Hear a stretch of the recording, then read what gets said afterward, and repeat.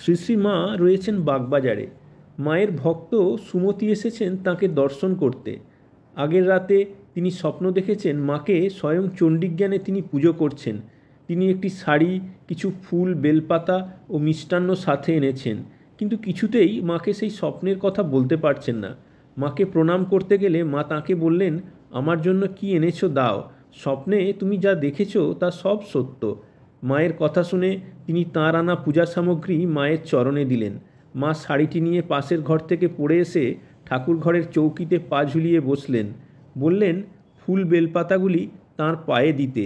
ভক্ত সুমতি বলছেন, আমি যন্ত্রচালিতের মতো সব করলাম, যেন সাক্ষাৎ শ্রী শ্রী চণ্ডী কৃপা করে আমায় উদ্ধার করলেন। মনে মনে ভাবলাম কপালে একটু সিঁদুর দিলে কি চমৎকারই না লাগতো। সাথে সাথে অন্তর্যামিনী মা বলে উঠলেন, তা দাও বই কি মা। মায়ের কথা শুনে আমার চোখ আনন্দাশ্রুতে ভরে উঠল।